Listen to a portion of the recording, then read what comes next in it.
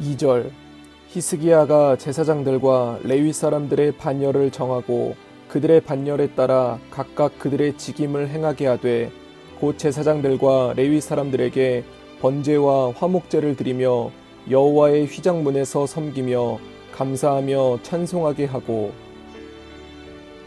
20절 히스기야가 온 유다에 이같이 행하되 그의 하나님 여호와 보시기에 선과 정의와 진실함으로 행하였으니. 오늘 아침 역대하 31장입니다. 히스기야가 이렇게 유다의 왕이 되어서 왕이 되자마자 첫째 달에 이렇게 성전을 깨끗하게 수리를 하고 정리를 하고 그리고 온 백성들이 하나님 앞에 예배 드릴 수 있도록 성전이 회복이 되고 예배가 회복이 될 수 있도록 하고 그리고 또 그뿐만 아니라 이제는 또 절기 유월절을 지키도록 그래서 그 유월절은 또 남쪽 유다 예루살렘 사람들만이 아니라 저쪽 북이스라엘 흩어져 있는 북이스라엘 사람들에게까지도 편지를 보내어서 그들이 함께 유월절을 지키도록 그렇게 큰 행사들을 치루었습니다. 그래서 29장 30장까지는 바로 히스기야가 왕이 되고 나서 하여튼 이 쉽게 말해서 큰 이벤트 행사를 진행했다 하는 것, 그것은 바로 많은 사람들의 시선을 끄는 것이고 많은 사람들에게 어떤 아주 좋은 도전을 주는 그것이 바로 히스기야의 첫 번째 그 일이었습니다. 그래서 이 좋은 행사들을 잘 치른다는 것도 참 우리에게 있어서 중요합니다. 우리 교회 안에서도 예를 들어서 어떤 뭐 부흥사경이라든지 이런 행사들을 치룰 수가 있는데 이런 것들은 바로 어떤 도전을 주고 또 새로운 어떤 분위기를 전환시킬 수 있는 그런 계기를 만들어 준다는 거 참 중요한 일입니다. 그런데 문제는 이벤트가 이벤트로 끝나버리면 아무 의미가 없습니다. 그래서 히스기야의 지혜로운 점은 그 이벤트를 이벤트로 끝나지 아니하고 그 하나님 앞에 절기 지키고 예배드렸던 것들이 이제는 계속 지속되게 하려고 하는 것. 이건 바로 이벤트가 이제는 시스템으로 만들어가는 과정입니다. 그래서 오늘 이제 역대하 31장 내용은 히스기야 왕이 영적인 시스템을 만들어가는 그런 것을 우리가 바라보게 됩니다. 다시 말해서 우리가 신앙생활을 할 때에도 그냥 어쩌다가 한번 마음에 감동이 있어서 반짝 열심히 하는 일들, 물론 그것도 참 중요하긴 합니다만은 그것으로 그때만 좋았고 그 다음에 그 일이 계속 지속이 되지 않으면 참 우리 영적인 면에서 뭔가 아쉽다 하는 걸 우리가 알 수가 있습니다. 그래서 비록 매일 뜨겁고 매일 감격은 아니라고 할지라도 어떤 이 지속적인 면에서 꾸준히 기도 생활을 하고 꾸준히 말씀을 읽고 꾸준히 하나님 앞에 바로 살아가려고 애를 쓰는 이 시스템으로 만들어지는 것, 이게 참 중요하다 하는 것을 우리가 오늘 또 히스기야를 통해서 한번 살펴볼 수가 있습니다. 그래서 히스기야가 이제 이 종교 개혁을 하는 것을 보면 이제 시스템을 어떻게 만드느냐 하면 첫 번째가 바로 그 제사장들과 레위 사람들, 2절에 보면 제사장들과 레위 사람들의 반열을 정하고 그 반열을 정했습니다. 옛날 다윗이 성전을 짓기 전에 이미 제사장들과 또 레위 사람들 중에 뭐 노래하는 자들, 문지기들 이렇게 24반열로 다 정해놓고 그렇게 하나님 앞에 온전한 예배를 드리게 했던 것처럼 히스기야는 다윗의 그 행위를 그대로 다시 재현하고자 합니다. 그래서 첫째, 시스템을 만들 때에는 바로 사람의 조직입니다. 그래서 어떤 사람이 어떤 역할을 하고 무엇을 하는가, 사람을 적재적소에 배치를 하고 할 일을 맡겨주는 것, 이것이 바로 이제 히스기야가 하는 일입니다. 그래서 그냥 한번 예배 드렸다고 끝나는 게 아니고 유월절 행사 한번 잘 치렀다고 끝나는 것이 아니라 그 하나님을 섬기는 일이 계속되어 갈 수 있도록 첫째는 사람을 조직한다는 것을 우리가 알 수가 있고, 그리고 또 이 사람이라고 하는 것이 그냥 한번 조직하고 끝나버릴 수가 없고 이 사람들이 계속해서, 그래서 이 히스기야가 하나님 앞에 제사를 드릴 때에 이처럼 매일 상번제를 드립니다. 매일 아침 저녁 상번제와 소제를 드리고, 그리고 일주일에 한 번 안식일 또 예배가 있고 매월 초하루 월삭의 예배가 있고 그리고 1년에 한 번씩 있는 절기들, 그러니까 이 모든 매일 매주 매달 그리고 매년 이렇게 어떤 이 절기들을 지켜가는 과정 속에 이 제사장들과 레위인들이 필요한 것이고, 그리고 이들은 이 사역을 전임을 해야 됩니다. 다른 일을 할 수가 없습니다. 그래서 이들이 이 사역을 전임할 수 있도록, 그래서 이들을 위한 후원하는 조직, 이것도 필요하다는 걸 알 수가 있고, 그래서 히스기야는 자기가 먼저 모범을 보입니다. 3절에 보면 또 왕의 재산 중에서 얼마를 정하여 여호와의 율법에 기록된 대로 번제, 아침과 저녁에 번제, 이런 뭔가를 내놓는 거, 왕의 재산. 그러니까 히스기야는 자기의 재산을 먼저 내어놓고 이것을 통해서 제사장들과 레위인들의 사역이 지속되게 하고 있다는 것을 우리가 보게 되고, 뿐만 아니라 또 왕은 혼자만 하는 것이 아니라 온 백성들이 그 일을 같이 감당하게 합니다. 5절에 보면 왕의 명령이 내리자 곧 이스라엘 자손이 곡식과 포도주와 기름과 꿀과 밭의 모든 소산의 첫 열매들을 풍성히 드렸고 또 모든 것에 11조를 많이 가져왔으며, 그러니까 이 후원의 조직입니다. 후원 조직. 앞에 제사장과 레위는 사역의 조직이라고 한다면 이 사역자들이 계속해서 사역할 수 있도록 이들을 돕는 역할, 이것이 필요하다는 걸 알 수가 있습니다. 누가복음 8장에 보면 예수님이 사역을 할 때도 마찬가지인데 예수님이 중심이 되어 있고 그리고 12제자가 있습니다. 그런데 예수님과 12제자는 3년 반 동안 그렇게 같이 지나지만 이들이 어디 나가서 돈을 버는 사람들은 아니었습니다. 그러나 먹고 살아야 되고 모든 활동에 어떤 돈이 필요하기도 합니다.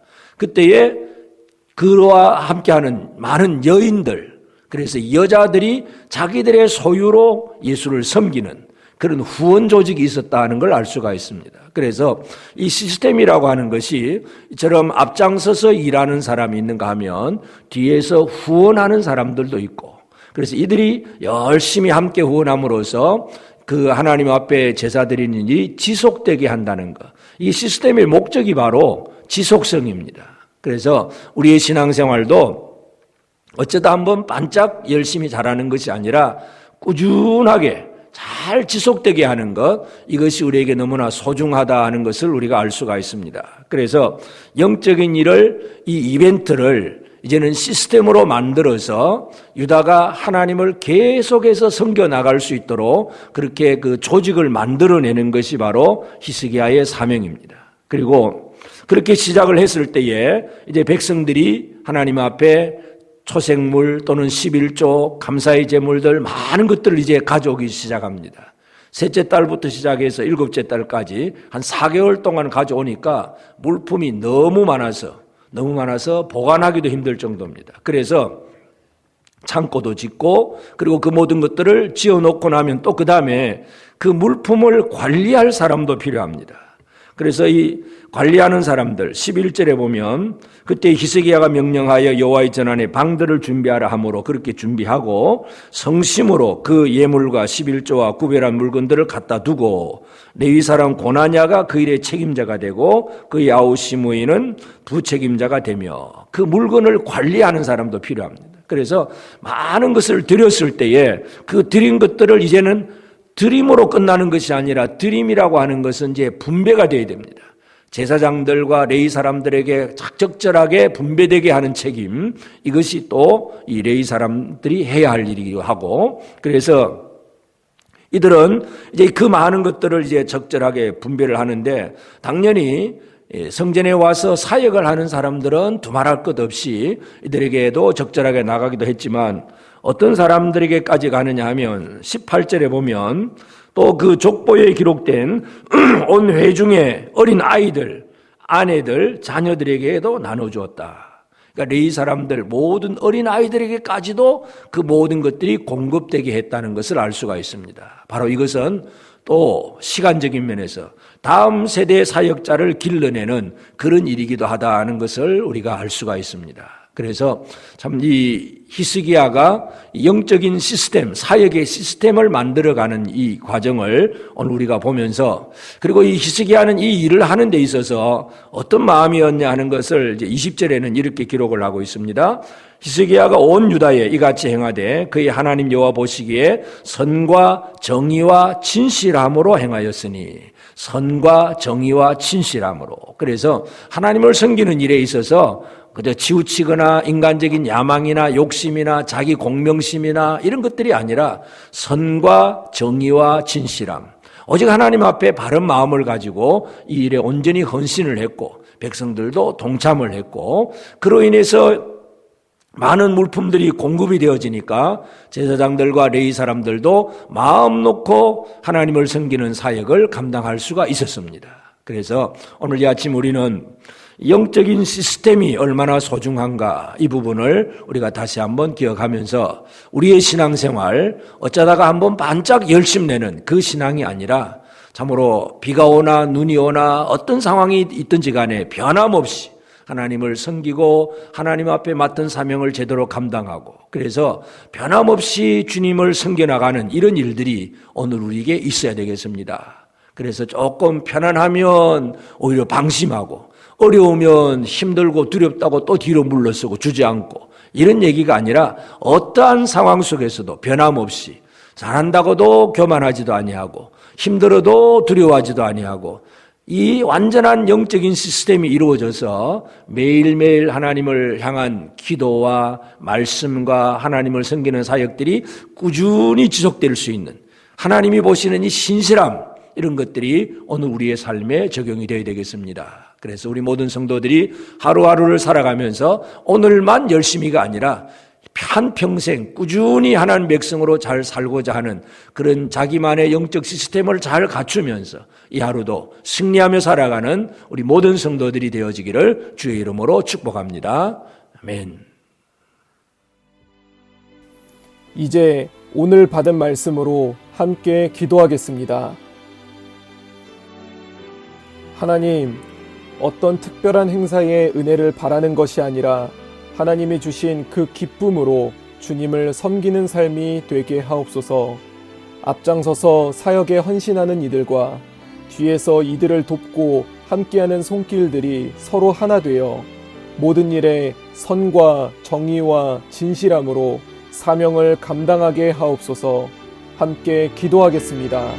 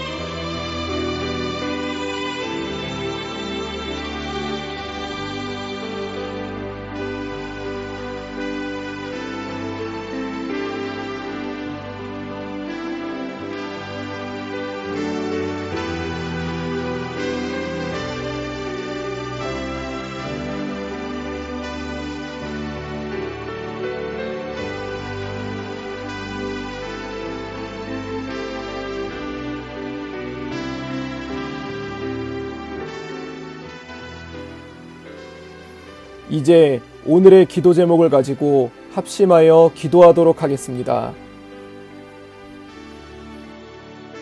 첫 번째 기도 제목입니다. 하나님과 동행하는 삶이 되게 하소서. 일상과 신앙을 분리하여 바쁘거나 힘들 때 하나님을 잊는 것이 아니라 항상 하나님을 묵상하고 하나님의 뜻을 구하며 하나님과 동행하며 나아가는 나 자신이 되게 하소서. 함께 기도하겠습니다.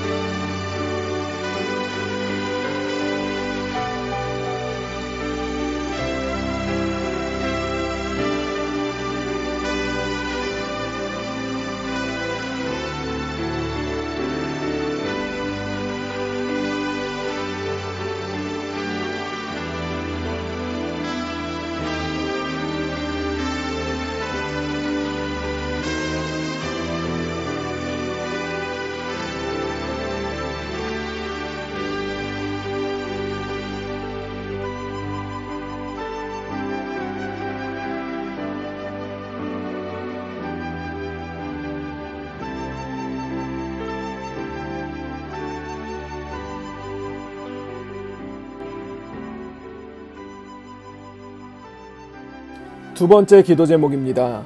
시설을 관리하는 사역자들을 위해 기도합니다. 우리가 교회에 와서 편하게 시설을 이용할 수 있는 것은 보이지 않는 곳에서 거의 토요일마다 교회를 돌아보고 섬기는 분들 덕분입니다. 그들 가운데 주님의 축복과 위로가 있게 하시고 영육 간의 강건함이 함께하여 주옵소서. 함께 기도하겠습니다.